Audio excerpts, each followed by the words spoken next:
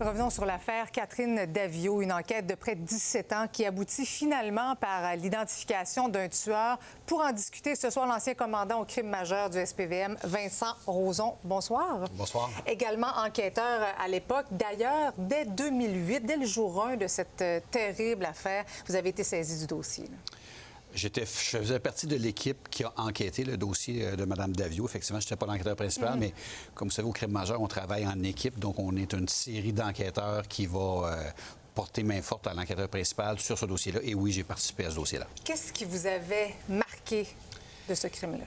La violence, une victime innocente, sans histoire, qui était attaquée comme ça dans un quartier aussi sans histoire. Les gestes du tueur pour camoufler son crime. Il y avait eu un incendie suite à l'événement.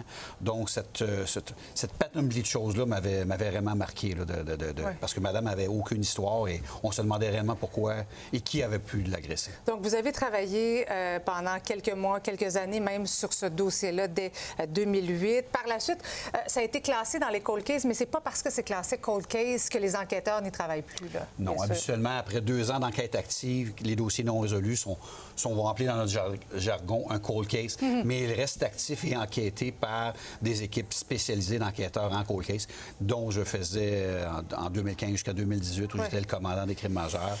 Mes équipes travaillaient là-dessus aussi. Justement, à ce moment-là, vous aviez tenté de relancer un petit peu l'enquête, notamment en divulguant certains éléments de preuve, je devrais dire, notamment que le tueur avait apporté avec lui des attaches en plastique qui démontraient que c'était un geste carrément prémédité. Le fait qu'il avait utilisé la bouteille de parfum de Catherine comme accélérant pour y mettre le feu.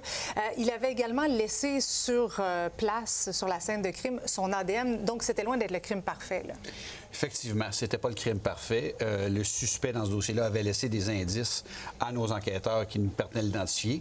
Il avait tenté de camoufler son crime en mettant un incendie pour détruire les indices, mais l'incendie n'avait pas complètement ravagé les lieux, donc nous laissant des indices à nos enquêteurs, nous permettant d'identifier dès le début de l'enquête un homme inconnu. Mais justement, cet homme-là, ce qu'on apprend aujourd'hui, Jacques Bolduc, c'était déjà un criminel, mais il n'était pas fiché dans la banque d'ADN des policiers. Là. Effectivement. Le fait d'avoir un dossier criminel n'équivaut pas à avoir son ADN fiché. Certains crimes obligent, suite à la condamnation, de donner un échantillon d'ADN suite à la condamnation, mais ce n'est pas tous les crimes. Donc, à ce moment-là, il n'était pas dans la banque d'ADN, sinon nos policiers auraient fait rapidement le match avec lui. Vous avez quitté par la suite à la retraite. Ça doit quand même être choquant quand on est un policier, qu'on travaille, qu'on veut résoudre une enquête, de quitter et de ne pas avoir connu finalement ce dénouement-là. Effectivement. Quand on part à la retraite, même si on a arrêté, il y a toujours un certain nombre de dossiers, dont celui de Mme Daviau, qui nous reste. On a toujours vouloir savoir comment ça s'est terminé, qui était le criminel, pour permettre à la famille de faire la paix avec le dossier, de savoir que c'est terminé. Et finalement, je suis réellement fier et content d'apprendre que mes collègues, aujourd'hui, en 2025, ont résolu le dossier et permettent à la famille Daviau de faire son deuil. Bien, merci beaucoup, M. Rozon, d'avoir été avec nous ce soir. C'est moi qui vous remercie.